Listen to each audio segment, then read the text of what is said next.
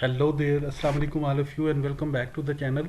Today the English expression that we are going to discuss about is I couldn't help it. So now without any further ado let's get jump into it. I couldn't help it. देखिए इसका मतलब ये होता है you were compelled to do something, कि आप force है कोई काम करने के लिए, यानी कि आप चाह नहीं रहे थे लेकिन आपको फिर भी ये काम करना पड़ गया.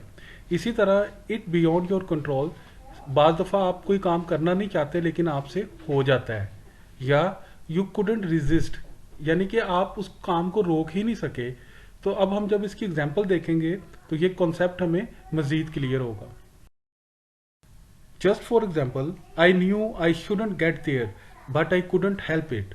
देखिए मतलब मुझे पता था कि मुझे वहां नहीं जाना चाहिए लेकिन मैं रुक नहीं सका, लेकिन मैं वहां पे चला गया.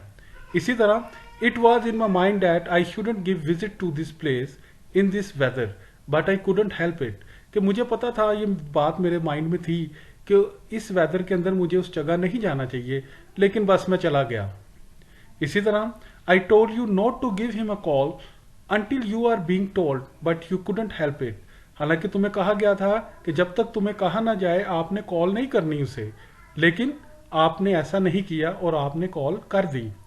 The last one, I knew I shouldn't get there but I couldn't help it.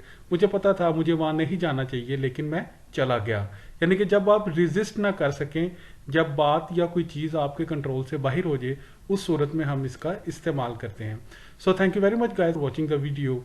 If you like the video, please hit the like button and don't forget to subscribe the channel. In next video, gonna come in here again with new topic. Till then, take care of yourself.